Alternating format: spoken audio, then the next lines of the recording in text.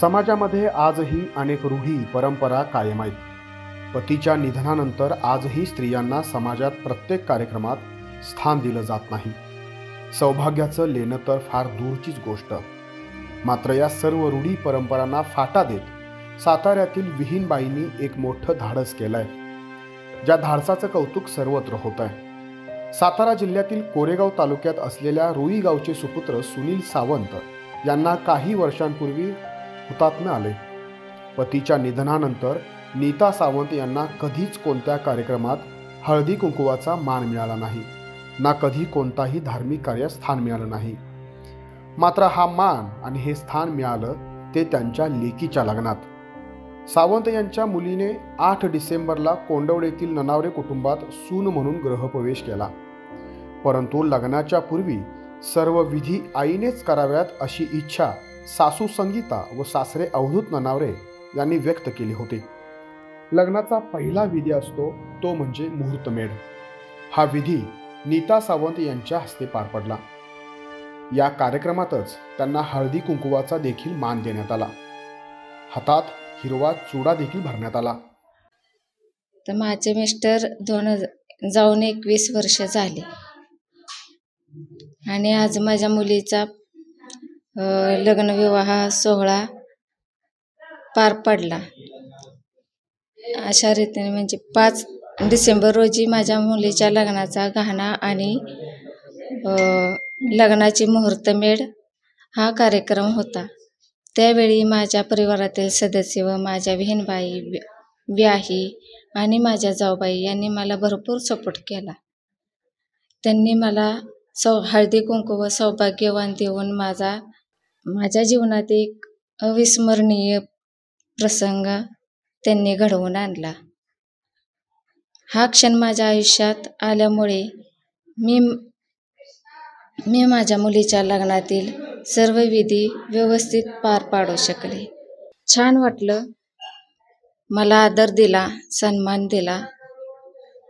माझ्या मुलीच्या लग्नात मला सन्मान मिळाला. हे सर्व माझ्या जाऊबाईंनी केले. नमस्ते, मी सौ सुनीता अंकुश सावंत, रुई, तालुका कोरेगाव, जिल्हा सातारा. ह्या माझ्या जाऊबाई आहेत. माझ्यापेक्षा मोठ्या दिरांची फॅमिली आहे. 2001 मध्ये माझे दीर हुतात्मा झाले. त्यानंतर 1 वर्षभरात त्या आपल्या आई वडिलांकडे येऊन राहिलेत. आज माझ्या पुतणीचं 8 तारखेला लग्न होतं ह्या महिन्यामध्ये. तर माझ्या डोक्यात एक विचार आला. आम्ही लग्नाची पत्रिका पाहिली. त्या पत्रिकेत त्यांचा उल्लेख होता श्रीमती नीता सुनील सावंत. त्यानंतर मी मॅडमना फोन केला. मॅडम, इथून सुरुवात आहे. माझ्या जावेला हा सन्मान ह्या लग्नामध्ये प्राप्त झाला पाहिजे, ही माझी मनापासून इच्छा आहे. तर मॅडम म्हटलं ठीक आहे, आपण लग्नामध्ये हा प्रोग्राम अरेंज करूया. फक्त त्यांच्या व्यायांची सहमती आहे का पाहून. मग मी एक कॉल केलेला. अवधूत ननावरे म्हणून आमचे व्याय आहेत. तर त्यांनी लगेच होकार कळवला. म्हटले माझी काय हरकत नाही. आजकाल सगळीकडे चाललेलं आहे. GR तर ऑलरेडी शासनानं दिलेला आहे आणि ह्या वीरपत्नी आहेत, ह्यांच्यासाठी तर आमची नान असणारच आहे. तुम्ही कुठेही बोलवा, कधीही घ्या प्रोग्राम, आम्ही दोघंही येणार. मग आम्ही लग्नामध्ये करायचं ठरवलेलं होतं की बाबा 4 गावचे 4 पाहुणे येतात. सगळ्या आपल्या नातेवाईकांना पण हा संदेश जातो की बाबा आज ह्या स्त्रीला हा पण मान दिला आहे. इथून पुढं कुणाच्या कार्यक्रमामध्ये त्यांना आपण डावलता कामा नये. सगळ्यांनी त्यांना आपल्यामध्ये सन्मानित केलं पाहिजे, सम्मिलित केलं पाहिजे आणि प्रत्येक गोष्टीचा अनुभव त्यांना पण आला पाहिजे. ज्या पद्धतीनं आपण इतरांच्या कार्यात जातोय, माझ्या जाऊबाईंनी पण जावं आणि त्यांनी प्रत्येकानं बोलवावं त्यांना. तुम्ही पण या, तुम्ही पण ह्या समाजाचा घटक आहे आणि तुम्ही पण आमच्यासारखीच एक व्यक्ती आहे. एक विधवा म्हणून त्यांच्याकडे कोणी पाहू नये एवढी माझी इच्छा होती. तर मॅडम बोलल्या ठीक आहे, आपण लग्नात घेऊया. पण आमच्या मुलीच्या लग्नाचा मुहूर्त जरा लवकर होता. मग ते म्हणले आपण नंतर ग्रामपंचायतीतर्फे ठेवूया अथवा नंतर एखाद्या दिवशी करूया. तर माझं म्हणणं होतं नंतर करून फायदा नाही आहे. माझ्या जावेचं एक आपत्ती एवढंच आहे, ही 1-1.5 वर्षाची असताना माझ्या दिरांची डेथ झालेली आहे. नंतर लग्नानंतर तुम्ही करून फायदा नाही ना. त्यांच्या आयुष्यातला हा क्षण गेला ना, सुखद क्षण हाच अनुभव होणार आहेत. त्या जे करायचे ते लग्नाच्या अगोदर करा. तर सगळ्यांनी सहमती दर्शवली. अगदी आमच्या रुई ग्रामपंचायतीनं दर्शवली, कोंडव्याच्या ग्रामपंचायतीनं दर्शवली. मी सगळ्यांच्या मनापासून आभार मानते.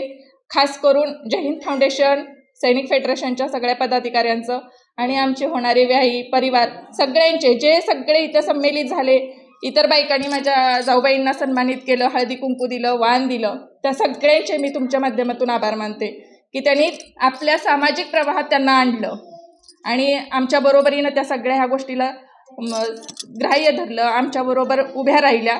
त्या सगळ्या महिलांचा आभार मानते. धन्यवाद.